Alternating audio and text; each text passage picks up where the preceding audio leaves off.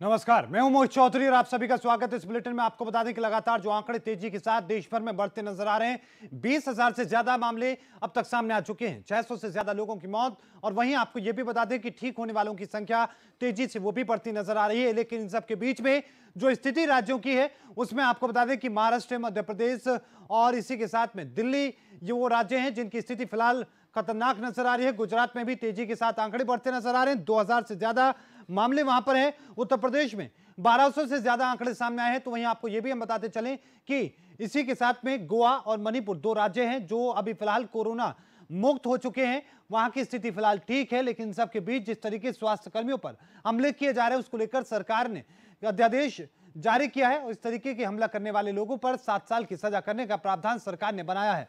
अब कोई भी अगर इस दौरान अपनी ड्यूटी का जिम्मेदारी का निर्वहन कर रहे लोगों पर अगर कोई हमला करता है तो उनके खिलाफ 7 साल की कार्रवाई की जाएगी, 7 साल की कैद उनको होगी। इस तरह की कार्रवाई के तहत में उनके खिलाफ कार्रवाई की जाएगी। अध्यादेश जारी करके सरकार की तरफ से यह जारी किया गया है, फैसला किया गया है, कानून बनाया गया है। और तमाम स्थितियों के बीच में आपको यह भी बता दें कि कुछ छूट मिलने के बाद से जो दिल्ली और उत्तर प्रदेश का बॉर्डर है, वहां खासा जाम देखने को मिला था, जिसके बाद में अब वहां को उस पूरे बॉर्डर को पूरी तरीके से सील करने का फैसला सरकार के द्वारा लिया गया है।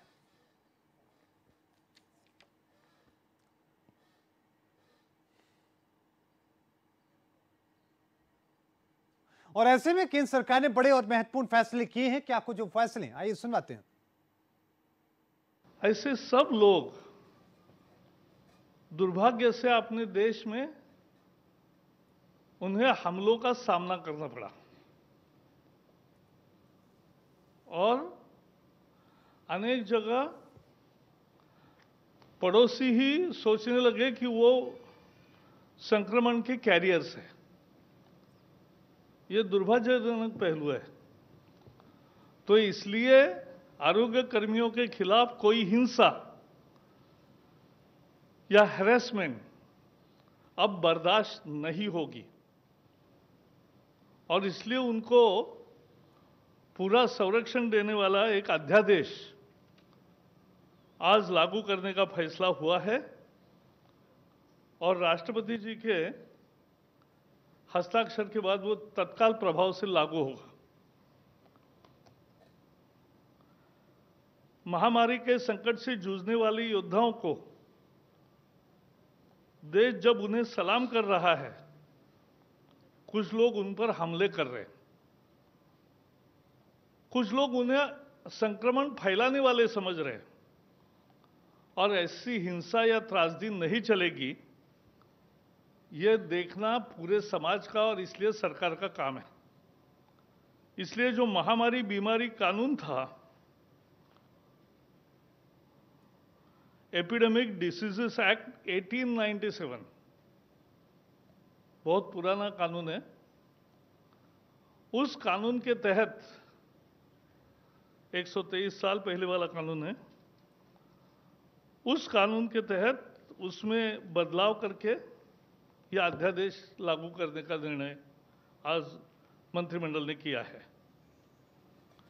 अब यह होगा कि इस तरह का अपराध ये कॉग्निजेबल भी होगा और नॉन बेलेबल होगा। ये संज्ञान भी लिया जाएगा, संज्ञान योग्य भी होगा और जमानत न मिलने वाला होगा। 30 दिन में इसकी इन्वेस्टिगेशन पूरी होगी। सीनियर इंस्पेक्टर के लेवल पे ही इन्वेस्टिगेशन होगी और 1 साल में फैसला आएगा और सजा भी कड़ी सजा का प्रावधान किया है। 3 महीने से 5 साल सजा हो सकती है अगर इन पर हमले हुए या कोई नुकसान किया, और 50,000 से 2 लाख रुपए तक का जुर्माना देना पड़ सकता है। 50,000 से 2 लाख रुपया केसेस के ग्रेविटी पर तय होता है। और अगर बहुत गंभीर हमला है, गंभीर इंजरी हुई है, तो 6 महीने से 7 साल तक सजा का प्रोविजन है, 6 मंथ टू 7 इयर्स। और ऐसे केसेस में जो जुर्माना है वो 1 लाख से 5 लाख तक है। तो भारी सजा भी होगी और भारी भरकम जुर्माना भी होगा। संदेश साफ है, डॉक्टर और आरोग्य कर्मियों पर हमले बर्दाश्त नहीं होंगे। केवल इतना ही नहीं, आज एक विशेष प्रोविजन भी की है अध्यादेश में कि समझो उनकी गाड़ी का नुकसान हुआ, उनकी क्लिनिक का नुकसान हुआ, तो जो भी उसकी कॉस्ट है, मार्केट वैल्यू, उसके 2 गुना जिसने हमला किया उनसे वसूला जाएगा। तो ये तमाम फैसले सरकार की तरफ से लिए गए हैं, अध्यादेश जारी किया गया है। साथ में आपको यह भी बता दें कि अब कोई भी स्वास्थ्य कर्मियों पर इस तरीके से हमला करेगा तो उनके खिलाफ कार्रवाई करने का कानून अब केंद्र की सरकार ने बना दिया है। छवि राणा हमारे साथ जुड़ चुके हैं। अलीगढ़ के हालात को लेकर क्या कुछ स्थिति वहां पर है? छवि राणा, सबसे पहले कोरोना वायरस को लेकर क्या कुछ अपडेट अलीगढ़ से देखने को मिल रही है, विस्तार से बताएं। मैं बताना चाहूंगा, अलीगढ़ में अभी पिछले 3 दिन पहले ये जो माल मिले आए थे उसमें एक की मृत्यु हो चुकी है। उसके बाद एक और मामला आया था जिसमें टोटल मिलाकर 3 लोगों को संक्रमित हुए हैं कोरोना से। जी छवि राणा, एक आरोप लगातार लग रहा है कि लगातार जो उत्तर प्रदेश के मामले हैं, आधे से ज्यादा मामले या तो तबलीगी जमात से सीधे तौर पर जुड़े हैं या फिर उनकी चपेट में आने से आए हैं। अलीगढ़ में इस तरह के कितने मामले हैं? देखिए, अभी तक यहाँ ऐसा कोई मामला नहीं आया था। जो तबलीगी जमात से लोग आए थे उनकी क्वारंटाइन किया गया था, लेकिन उसमें से कोई भी लोग की जो रिपोर्टें आई थी वो सब पॉजिटिव आई थी। लेकिन ये जो मामले आए हैं ये काफी दिन से इनको सांस की प्रॉब्लम थी और उसको देखते हुए इनको जब क्वारंटाइन किया गया और भर्ती कराया गया तो वहां जाकर पुष्टि हुई कि इनको जो है कोरोना पॉजिटिव है। उसके बाद इनको वेंटिलेटर पर लाया गया। वेंटिलेटर पे इनकी कल शाम मृत्यु हुई है 4:30 बजे और बाकी को क्वारंटाइन सेंटर में रखा गया है जिनका इलाज चल रहा है। जी छवि राणा, क्या इनका कोई पिछला अगर हम देखें तो क्या हिस्ट्री कोई निकल कर आई है? ट्रेवल हिस्ट्री की हम बात करें, क्या कोई कहीं से वो लोग घूम कर आए थे, इस तरह की कोई जानकारी प्राप्त हुई हो? जो इनकी हिस्ट्री अभी तक जो निकल कर आई है इसमें ये लोग जो यहीं के रहने वाले थे और जो इसमें एक शख्स है वो बाहर गए हुए थे, उसके बाद यहाँ आए। उसके बाद इनको कुछ परेशानियां हुई जिससे ये कोरोना पॉजिटिव का जब इनको टेस्ट कराया गया तो उसमें पॉजिटिव पाए गए हैं। जी अलीगढ़ में आज भी पुलिसकर्मियों पर हमला किया गया है, वहां पर पुलिसकर्मियों पर हमला किया गया, उसको लेकर क्या कुछ अपडेट है और क्या पूरा मामला है? जी, मैं बिल्कुल घटनास्थल पर खड़ा हुआ हूँ इस समय, जहां आप देख सकते हैं मेरे पीछे। मैं बताना चाहूंगा कि आज यहाँ पर सुबह जो जिलाधिकारी में है उन्होंने सुबह 6 से 10 बजे का टाइम दिया हुआ है मार्केट का, जिससे जो लोग हैं उनको जरूरत का सामान मिल सके। यह सब चल रहा था। सुबह जब 10 बजे का टाइम ओवर हो गया तो पुलिसकर्मियों द्वारा ये कहा गया कि आप अब इसको बंद करिए। सुबह 10 बजे चुके हैं और जो टाइम आप लोगों को दिया गया है वो समाप्त हो चुका है। इस पर कुछ लोगों में आपस में जो दुकान रेडी लगाते हैं उनमें आपस में विवाद हुआ, जिसको समझाने के लिए पुलिस गई तो उन्होंने पुलिस के ऊपर डायरेक्ट पथराव कर दिया, जिसमें एक पुलिसकर्मी घायल हुए हैं और अभी उनका उपचार चल रहा है। और ये मैं आपको पीछे दिखा सकता हूँ, आप देखें मेरे पीछे, ये वो घटनास्थल है जहाँ पर आज ये सब हुआ था और अभी यहाँ पर सब कुछ बंद कर दिया गया है। कुछ लोगों को दबिश पुलिस दे रही है, कुछ लोगों को अभी यहाँ पर गिरफ्तार किया गया है। जी छवि राणा, कितने लोगों को गिरफ्तार किया गया है और क्या कुछ कार्रवाई अब तक फिलहाल प्रशासन के द्वारा इस मामले को लेकर की गई है? देखिए, गंभीर है जो स्थिति है वो, उसमें 8 लोगों को अभी हिरासत से लिया है और उनसे अभी पूछताछ की जा रही है। उनसे फिर जो उनको फुटेज निकल कर आए हैं उससे उनकी एविडेंस और जो के आधार पर उन पर कार्रवाई की जाएगी। अगर वो वाकई में उस समय पे मौजूद थे पथराव के टाइम पर तो उनके ऊपर निश्चित कार्रवाई की जाएगी। छवि राणा, साथ में कई जगहों से घटना उत्तर प्रदेश से देखने को मिली थी कि स्वास्थ्य कर्मियों की टीम के ऊपर जानलेवा हमला किया गया था। आलम यह है कि अब इसको लेकर केंद्र सरकार के द्वारा कानून भी पारित कर दिया गया है। अब ऐसे में अलीगढ़ में क्या इस तरह की कोई घटना देखने को मिली थी जहां पर डॉक्टरों के ऊपर, स्वास्थ्य कर्मियों के ऊपर कोई हमला किया गया हो इस तरह का, और उसके बाद कानून बनने के बाद क्या असर कोई देखने को मिल रहा है अलीगढ़ में? नहीं, मैं आपको बताना चाहूंगा, जिस तरह से यहाँ पर प्रशासन की मुस्तैदी की वजह से कोरोना का ज्यादा प्रभाव नहीं हुआ था और अभी ये 3 केस अभी अलीगढ़ में टोटल आए हैं और उसको देखते हुए जो लोग पिछले आए थे उसको क्वारंटाइन किया गया था, अलग अलग सेंटरों पर रखा गया था जो जिला प्रशासन द्वारा बनाए गए हैं। उसकी वजह से यहाँ पर ऐसी कोई घटना अभी जो नहीं आई सामने जिसमें कि डॉक्टरों या किसी अधिकारी के जो है वो प्रताड़ित करने का कोई मामला सामने आया हो। जी और शफी राणा, रमजान का पवित्र महीना सामने है और ऐसे में तमाम जो कोशिशें की जा रही हैं लोगों को जागरूक करने की कि वो घर पे ही नमाज अदा करें, इसको लेकर अलीगढ़ प्रशासन क्या कुछ कदम उठा रहा है? जी, मैं बिल्कुल बताना चाहूंगा। अभी शहर मुफ्ती के द्वारा पहले से ही एक मैसेज दिया गया है पूरे समाज को, मुस्लिम समाज को, कि भाई आपको जो भी रमजान का महीना है और आपको घर में ही जाके नमाज अदा करनी है और जो भी आपको इबादत करनी है वो घर में रहकर करें, कानून का पालन करें और सोशल डिस्टेंसिंग का बिल्कुल ध्यान रखें। जी। शफी राणा, ऐसे में लोग क्या कह रहे हैं अगर ईद का महीना सामने है, क्योंकि बहुत सारी खरीदारी करनी पड़ती है, लोगों के साथ मिलजुल कर ये त्योहार, ये पवित्र महीना निकाला जाता है, ऐसे में लोगों का क्या कहना है? धर्मगुरु इस मामले को लेकर क्या कुछ कहते नजर आ रहे हैं? जी, मैं आपको बिल्कुल बताना चाहूंगा कि जिस तरह से इस समय जो माहौल चल रहा है कोरोना को लेके, सभी भयभीत हैं और प्रशासन की ज्यादातर बात मान रहे हैं लोग और उनको फॉलो कर रहे हैं, सोशल डिस्टेंसिंग का भी पालन कर रहे हैं। लेकिन कुछ लोग ऐसे लोग हैं जो सुबह सोशल डिस्टेंसिंग को पालन नहीं कर पाते हैं, तो उनको लेके पुलिस थोड़ा एक्टिव है और उनको समझाने में लगी हुई है। और जहां तक रमजान का मामला है, मैं आपको बताना चाहूंगा कि पुलिस प्रशासन द्वारा पहले से ही कह दिया गया है कि किसी भी तरीके की किसी को कोई परेशानी होनी चाहिए और जो भी जरूरत का सामान है महीने का और जो भी रमजान में काम आने वाला सामान है उनको पूरी तरह से मिलना चाहिए, किसी तरह की कोई कमी नहीं होनी चाहिए। जी। लेकिन साथ में ये भी हम जानने की कोशिश करें छवि राणा की, जिस तरीके से लगातार आंकड़े सामने पूरे उत्तर प्रदेश से सामने आ रहे हैं, हालांकि राहत है कि अलीगढ़ में उतने मामले नहीं है, लेकिन सबके बीच में प्रशासन किस तरीके से लोगों को जागरूक कर रहा है?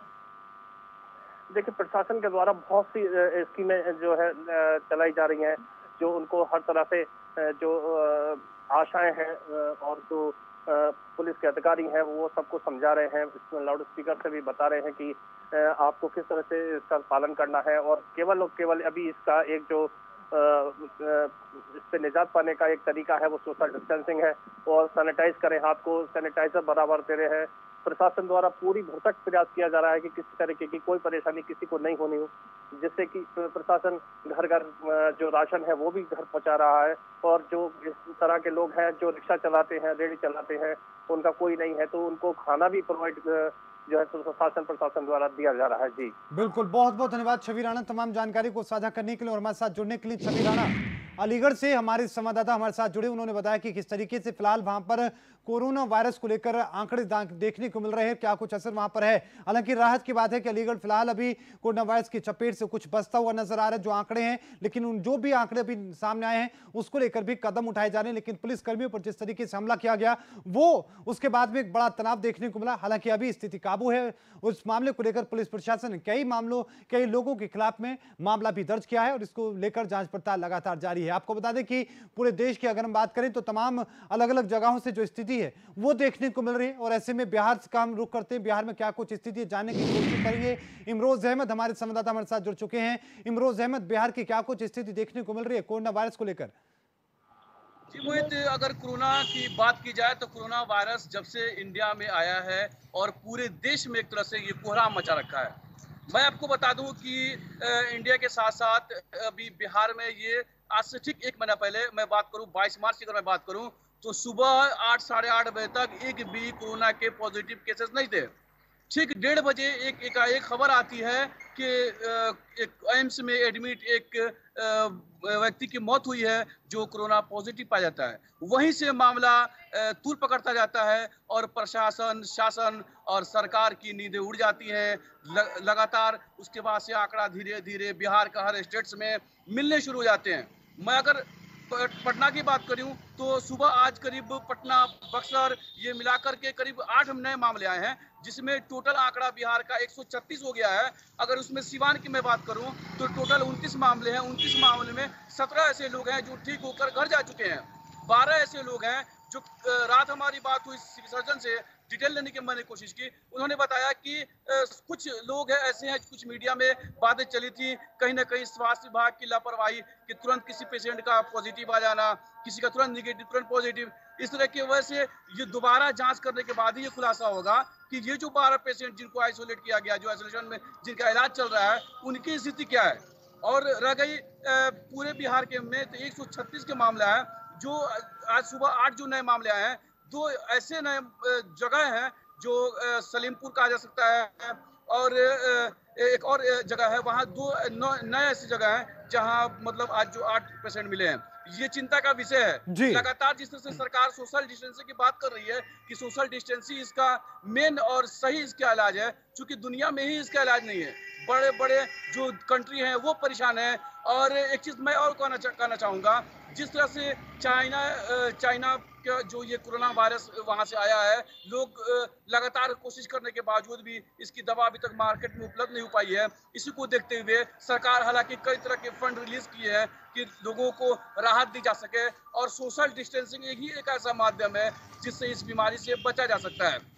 एक और जानकारी मैं देना चाहूंगा कि आज कहीं कहीं पूरे देश में एक आध मामले ऐसे आए हैं जहां स्वास्थ्य कर्मियों पे लगातार हमले हो रहे हैं। जी उसको लेकर के प्रेस ब्रीफिंग की गई है। ब्रीफिंग में बताया गया है कि जो स्वास्थ्य कर्मी है उनको 50 लाख तक का बीमा होगा। जी अगर उन पे कोई हमला करते हैं, अगर मामूली चोटें आती हैं तो उसका जुर्माना अलग है। अगर गंभीर चोटें आती हैं तो 3 महीना से लेकर के 7 माह तक कारावास भी हो सकती है। यानी सरकार पूरे एक तरह से देखा जाए मामले में तो बहुत सख्ती बरत रही है, ताकि जो कोरोना वॉरियर्स हैं, जो कोरोना से लड़ रहे हैं, लोगों को बचा रहे हैं, उन पे अगर हमले होगी तो सरकार कतई बर्दाश्त नहीं करेगी। लेकिन जी इमरोज अहमद, इन तमाम चीजों के बीच में जो तस्वीरें हम देख पा रहे हैं, आपके पीछे की तस्वीरें, लगातार लोग वहां पर लॉकडाउन का उल्लंघन करते नजर आ रहे हैं। उन तस्वीरों को अगर हम दर्शकों तक और सही तरीके से दिखाएं तो क्या कुछ तस्वीरों में नजर आ रहा है? क्या कुछ वहां पर वजह है कि लोग लगातार अभी भी लॉकडाउन का उल्लंघन करते नजर आ रहे हैं? जी, जैसे सरकार ने लगातार कुछ जगहों पे छूट दी है कि मतलब इतना दिन बंदी होने के बाद से कुछ मुल्क, जो कि पूरा वर्ल्ड इकोनॉमी हालत से जूझ रहा है, उसको देखते हुए अपने देश में भी ये सरकार कदम उठा रही है कि धीरे धीरे इस मामले को छूट दी जाए, ताकि धीरे धीरे गाड़ी पटरी पे आ सके। हालांकि जो रेड जोन है सिवान में, ऐसा नहीं है कि पूरी तरह से छूट दिया गया हो, लेकिन कुछ रिलीफ जरूर दी गई है। और सोशल डिस्टेंसिंग को देखते हुए यहाँ के सब्जी मंडी को भी आगे बढ़ा दिया गया है। यहाँ से करीब 2 किलोमीटर की दूरी पे एक कॉलेज है, दरोगा है, वहाँ शिफ्ट कर दिया गया है। जी, लेकिन साथ में इमरोज अहमद, ये भी हम जानने की कोशिश करें, क्योंकि सिवान अभी हॉट स्पॉट के रूप में है, ऐसे में वहां पर प्रशासन किस तरीके से अभी भी काम कर रहा है, किस तरीके से लोगों को ये समझाने में लगा है कि किस तरीके से कोरोना वायरस कितना खतरनाक है? जी, जी जिस तरह से अगर जो लोग बेगर काम के, बेगर जरूरियात सामान लेने या कुछ बहानाबाजी करके मटर गश्ती करते, या वो बाइक पे हों या जी कार पे हों, या जिस तरह से लोग अगर वो इससे नजर आते हैं, तो लगातार प्रशासन उन पे सख्ती बरत रही है और उन पे कार्रवाई कर रही है। कितनी गाड़ियों का तो चालान हो रहा है, जी रोज बिल्कुल चालान काटे जा रहे हैं, बिल्कुल। गाड़ियां बहुत जब्त की बहुत जा धन्यवाद रही इमरोज अहमद हैं। तमाम जानकारी को साझा करने के लिए। इमरोज अहमद हमारे संवाददाता बिहार से जुड़े और उन्होंने बताया कि किस तरीके से पूरे बिहार की स्थिति फिलहाल देखने को मिल रही है और किस तरीके से फिलहाल बढ़ते आंकड़ों पर प्रशासन कदम उठाता हुआ नजर आ रहा है। आपको बता दें कि अब दिलीप पवार हमारे संवाददाता हमारे साथ जुड़ चुके हैं ज्यादा जानकारी के साथ पूरी रिपोर्ट लेकर तेलंगाना की। क्या कुछ अपडेट कोरोना वायरस को लेकर दिलीप पवार तेलंगाना से विस्तार से बताएं। जी मोहित, आपको बता दें जिस तरह से रात में तेलंगाना से और पॉजिटिव मामले जब सामने आए, उसको लेकर कहीं ना कहीं राज्य सरकार में एक चिंता का वक्त है। अगर बात करें तेलंगाना की, इस वक्त तेलंगाना में 900 का आंकड़ा पार कर चुका है कोरोना पॉजिटिव केसेस को लेकर। अगर बात करें आंध्र प्रदेश में, तो आज सुबह 56 मामले सामने आए नए। तो आंध्र प्रदेश में भी अगर बात करें तो 855 के ऊपर आंकड़ा पार कर चुका है पॉजिटिव मामला। और लगातार सरकार की ओर से, आप मेरे पीछे भी देख सकते हैं, लगातार पुलिस की ओर से सख्ती से कदम उठाए, हर एक गाड़ी को चेकिंग करते हुए भेजे जा रही है। और आप देख सकते हैं किस तरह से पुलिस अपने सख्त कदम से उठा रही है और लगातार राज्य सरकार की ओर से सिटी में जो भी प्रवेश करता है उसके ऊपर सख्त कदम उठाए जा रहे हैं। और अगर हैदराबाद की बात करें तो इस वक्त हैदराबाद में लगभग 500 का आंकड़ा पार कर चुका है पॉजिटिव पे। जी मोहित। दिलीप पवार, जिस तरीके से आंकड़े बढ़े हैं, क्या कुछ उसके पीछे की मुख्य वजह नजर आ रही है? क्योंकि आंकड़े तेलंगाना में जहां शुरुआत में काबू में नजर आ रहे थे लेकिन फिर बढ़ते नजर आए हैं, क्या वजह नजर आ रही है? मोहित, आपको बता दूं जिस तरह से दिल्ली जमात से मामला सामने आया है, जब से लेकर हैदराबाद या तेलंगाना या आंध्र प्रदेश की बात करो या फिर तमिलनाडु की बात करो, तो वहाँ से जो मामले सामने आए लगातार बढ़ते ही आए। तो अगर बात करें हैदराबाद में, तो जो लगातार जो सिटी में मामले बढ़ रहे हैं हैदराबाद शहर में, लगातार उनसे संपर्क में आए संपर्क में ऐसे लोगों के वजह से ही हैदराबाद में फिलहाल मामले बढ़ रहे हैं। और अगर बात करें हैदराबाद में इस वक्त 500 का मामला है, वहीं सूर्यापेट में अगर बात करें तो 25 के ऊपर है, निजामाबाद है, वरंगल है, इस तरह के मामले सामने आ रहे हैं। अगर आंध्र प्रदेश की बात करें तो वहाँ पे कर्नूल और गुंटूर में सबसे ज्यादा मामले सामने आ रहे हैं। अगर गुंटूर की बात करें तो 175 का आंकड़ा सामने आया, और कर्नूल की बात करें तो 2 से 4 का आंकड़ा, वहाँ पे कर्नूल पूरा जिला को रेड जोन के घोषित किया गया है। और गुंटूर में भी इसी तरह का रेड जोन घोषित किया गया है। जी दिलीप पवार, रमजान का पवित्र महीना सामने है और रमजान शुरू होने वाले हैं और ऐसे में तैयारियां शुरू हो चुकी हैं। इसको लेकर प्रशासन क्या तैयारी कर रहा है कि लोग सोशल डिस्टेंस का, लॉकडाउन का पालन करें और उनका त्योहार भी मन सके? जी मोहित, आपको बता दें लगातार जब इस तरह का मामला बढ़ रहा है तो राज्य सरकार ने कल कॉन्फ्रेंस की थी मुस्लिम समुदाय के बड़े मस्जिदों वालों से, उनसे बात की कि आप जो भी अगर रमजान का महीना है तो आप घर पे ही करिए, और अकेले ही करिए। नमाज भी करना है तो घर पे करिए, और अगर रोजा खोलना है तो भी आप घर पे करिए। और इस तरह का निर्देश दिए है राज्य सरकार की ओर से। तो अभी अपने अपने क्षेत्र के मस्जिदों में भी इस तरह के पोस्टर्स भी लगाए गए और कहा गया है, उनसे अनाउंसमेंट भी किया गया है कि आप अपने घरों में ही, रमजान का महीना है, आप घर पे ही रहकर नमाज पढ़िए और घर पे ही रखिए।